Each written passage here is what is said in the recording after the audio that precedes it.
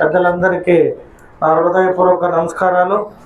So తొలి అడుగు సుపరిపాలనలో తొలి అడుగు అనే కార్యక్రమాన్ని ఎవరైతే కార్యకర్తలు బాగా పనిచేశారో వారికి ఉత్తమ కార్యకర్త అవార్డు. ఇది పార్టీలో పనిచేసిన కార్యకర్తలకు కాదు. అప్పుడే ఒక చిన్న మిస్టేక్ జరిగింది అన్న. టోటల్ పార్టీలో కష్టపడిన వారు అనుకున్నారు. ఇది ఓన్లీ సుపరిపాలనలో ఎవరైతే బాగా పని చేశారో యాక్టివ్ కార్యకర్త వారికి మాత్రమే ఇది.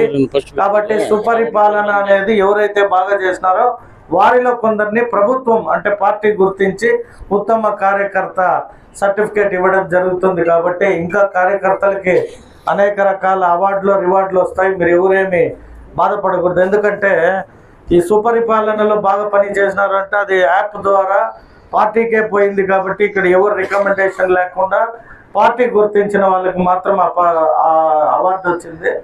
బట్ మేము కూడా ఎవరైతే పొద్దున లేసే ప్రోగ్రామ్స్ అటెండ్ అవుతున్నారో ఎవరు చురుగ్గా పార్టిసిపేట్ చేస్తున్నారో వారికి అందరికీ కూడా ప్రతి సంవత్సరం ఇకపై చిత్తూరు నియోజకవర్గంలో తెలుగుదేశం పార్టీ నాయకులు కావచ్చు, కార్యకర్తలు కావచ్చు, ప్రతి జనవరి 1 లేదంటే జనవరి 15 సంక్రాంతి రోజు నా పుట్టినరోజు కూడా ఉంది. కాబట్టి ఆ రోజు ఇచ్చే విధంగా మా ఆఫీస్ స్టాఫ్కి అంతా మొబిలైజ్ చేసి సంవత్సరం అంతా ఎవరు పని చేస్తారో వారికి ఎమ్మెల్యే గుర్తింపుగా ఆ అవార్డు ఇచ్చే విధంగా మనం కూడా ప్రోత్సహించాలని మా ఒక పార్టీని ఇది ఆఫీస్ని ఎవరైతే నడుపుతారో మా కుమారస్వామి కావచ్చు, గవాస్కర్ కావచ్చు, మోహన్, తులసి వీరందరి ద్వారా ఎవరు రోజు వచ్చి ఎవరు యాక్టివ్గా పార్టిసిపేట్ చేస్తారో ఆ డేటా ఆ ఒక రిజిస్టర్ పరిశీలించి వారికి ఒక మంచి కానుకలు ఇచ్చే విధంగా ప్లాన్ చేద్దాం.